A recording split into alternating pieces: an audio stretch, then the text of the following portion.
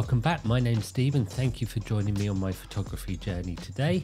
And today there has been a new firmware released for the Nikon Z5. So what I'm going to do is have a look at what it is and how to install it, and then look at the benefits of it. Nice and simple. Let's have a look. So the first thing that you need to do is go to the Nikon website in order to download the software. So here we are, nikon.co.uk. Into the help and support, select support. And then in here, if we just scroll down, we can see on the left hand side here, download updates, and that's what we want. So we're going to search for the camera that I've got, which is the Z5.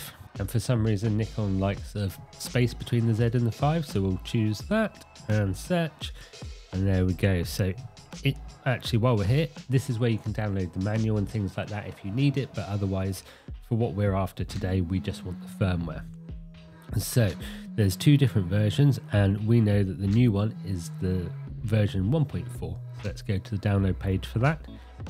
I'm on Mac, so that's where this has taken me. And the first thing that we can do is have a look at what's actually in this new software. So the first things that we can see in this software update are support for new versions of the NX Mobile Air app.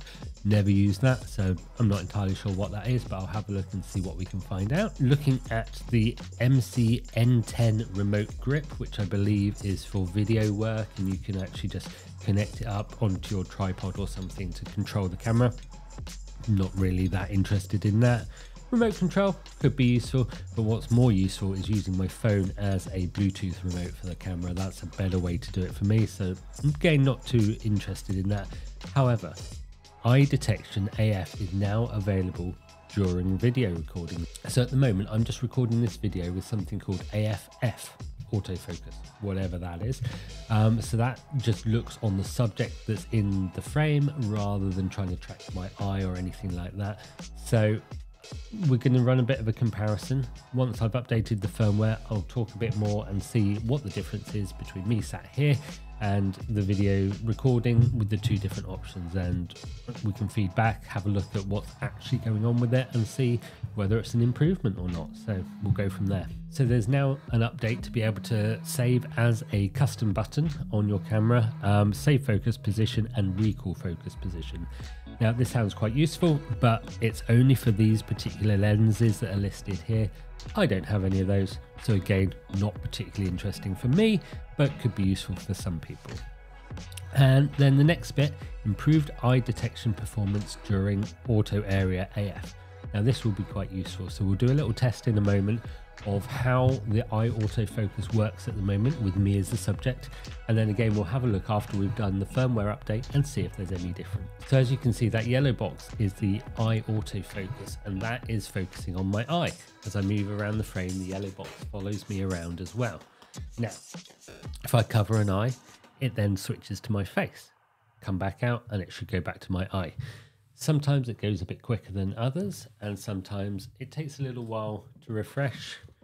I can move around, follows me fairly quickly, and if I come out of the frame and back in, it still follows me quite well. Let's move around a little bit more.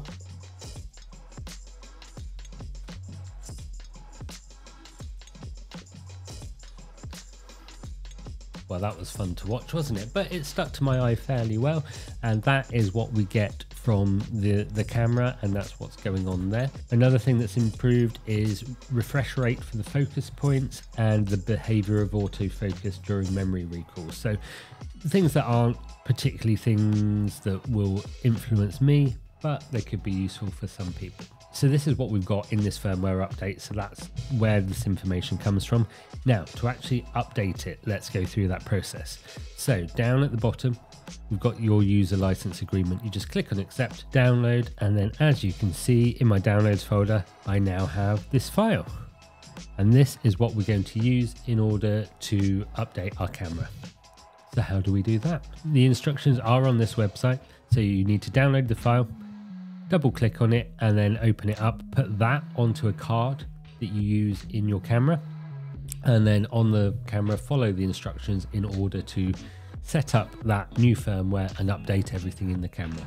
So let's crack on with that.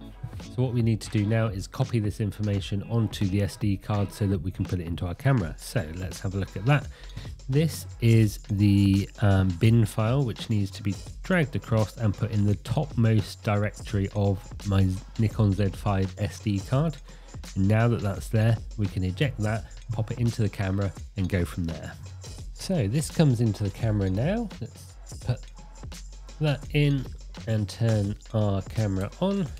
So now that the SD card's in the camera, we can have a look at what's going on. So let's go into our menu. So now that we're in our menu, this is where we look for our software updates. So I think it's in the setup menu. And if we scroll to the top, we can go into firmware version. And you can see on here that we've got the option to update. So let's just click on that. And we'll be going from the current one, which is 1.21, to the new one, which is 1.4. So let's say yes to that. And it may take a few moments to do this because I think this is a relatively big update.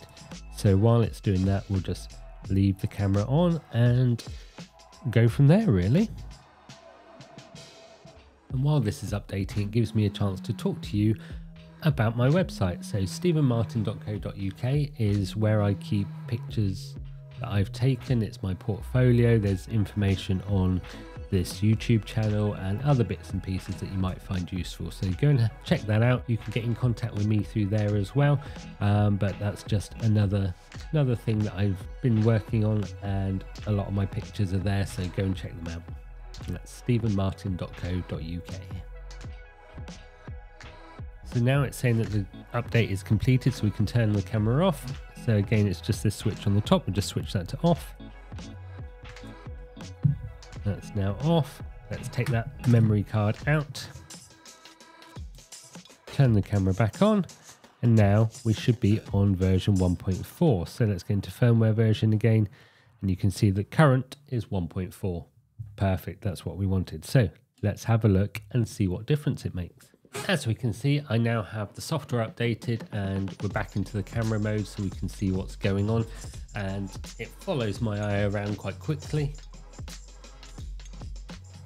Even going backwards and forwards, side to side, covering my eyes up and then back. All seems to work quite well. So that's not too bad, is it? And it still saw part of my face, so the whole box went around there. I think this might be slightly better. We're now back to the AFF mode, and I wonder whether the eye tracking is working on here.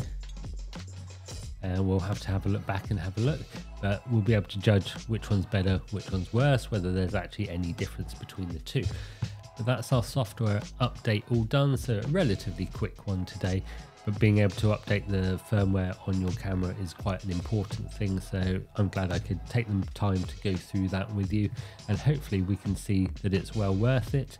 Unfortunately, I don't have one of the lenses to test out those new functions available with those lenses, but it's a good excuse to buy one maybe.